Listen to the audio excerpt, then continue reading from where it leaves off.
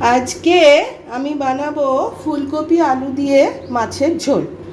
তো তার জন্য মানে ফুলকপি আলু দিয়ে মাছের ঝোলটা কমন রান্না, কিন্তু আমি ফুলকপি আলু দিয়ে মাছের ঝোলটা করব পেঁয়াজ রসুন আদা ছাড়া, শুধুমাত্র ধনে জিরে বাটা, কাঁচা লঙ্কা, হলুদ গুঁড়ো, নুন আর একটু তেজপাতা, পাঁচফোড়ন এই দিই।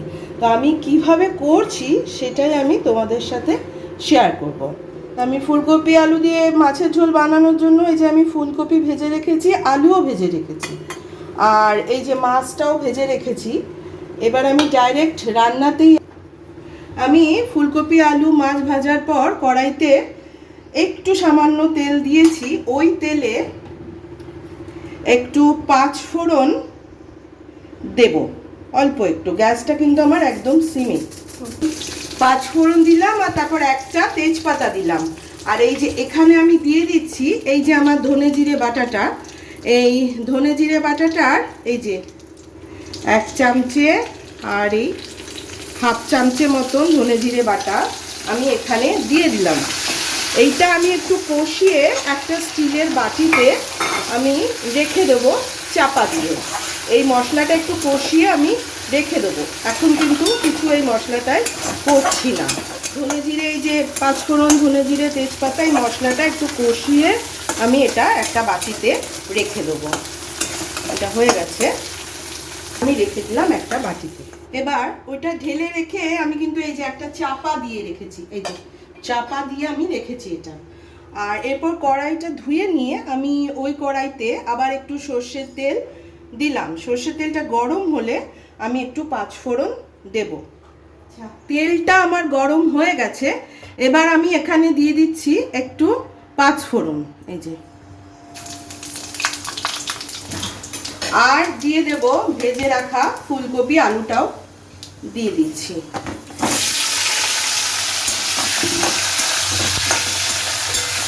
যেহেতু ফুলকপি আলুটা ভাজা আছে তাই আমি এই ধনে জিরে বাটাটাও, এই যে ধনে জিরে যেটুকু আরেকটু বাটা যে ছিল সেই বাটাটুকু এখানে দিয়ে দিচ্ছি।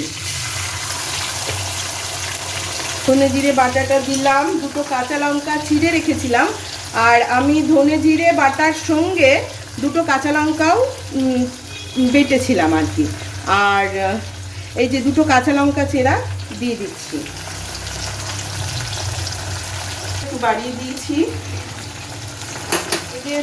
এবার আমি ফুলকপি আলুটার সাথে ধনে জিরে বাটাটা একটু মিশিয়ে নিচ্ছি। আর এখানে আমি তেজপাতাটাও দিয়ে দিয়েছিলাম।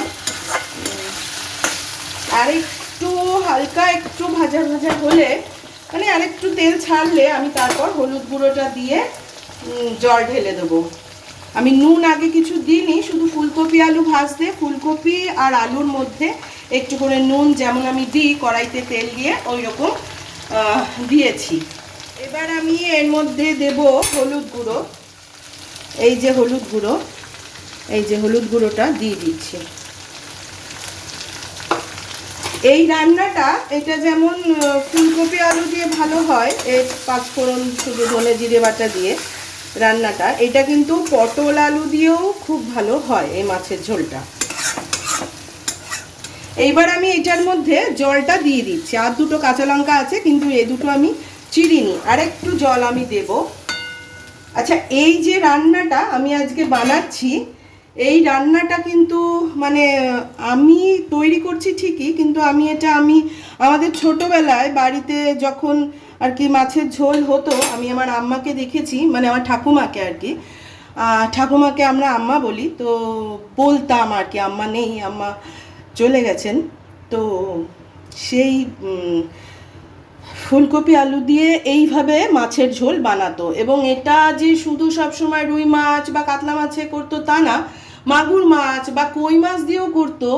মানে আমি জানি না আমি তৈরি করছি কীরকম টেস্ট হবে, কিন্তু আমার আম্মার হাতের মানে অসাধারণ অপূর্ব টেস্ট হতো একটা।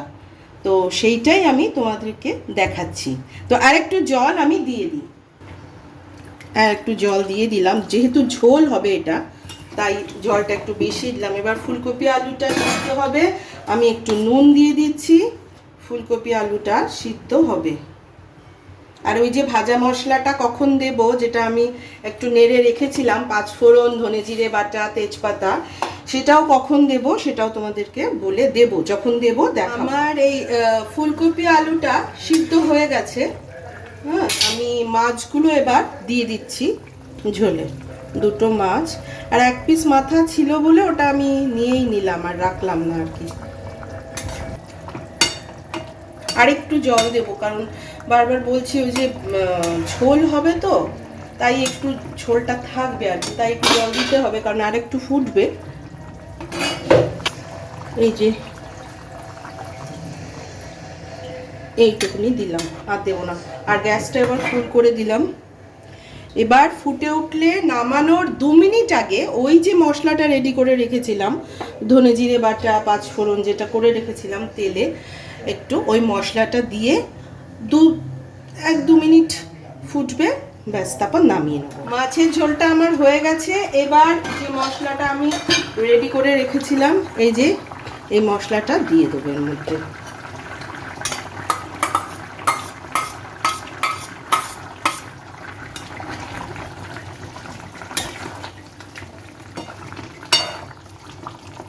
ঝোলটা একটু এর মধ্যে দেব।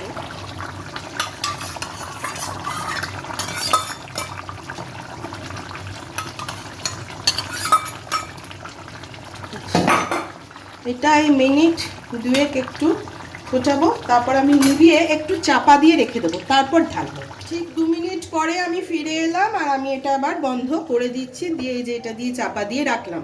আর একটা কথা, এই রান্নাতে তোমরা বড়িও দিতে পারো। আমাদের বড়ি মেয়ে দুটো খায় না, বড়জন নেই, ছোটও বড়ি খায় না, তো একার জন্য আর বড়ি ঠুড়ি দিয়ে অত করার ইচ্ছা হলো না, মানে একার জন্য কি আর ভাল লাগে এত কিছু দিতে, তাই আর দিলাম না। কিন্তু বড়ি দিলেও খুব ভালো লাগে এই মাছের ঝোলটা। হয়ে গেছে। 5 মিনিট বাদে আমি ফিরে এলাম। এই যে আমি মাছের ঝোলটা এবার ঢেলে নিচ্ছি। এই যে আমার ফুলকপি আলু দিয়ে মাছের ঝোল, শুধুমাত্র ধনে জিরে বাটা দিয়ে আর হলুদ গুঁড়ো।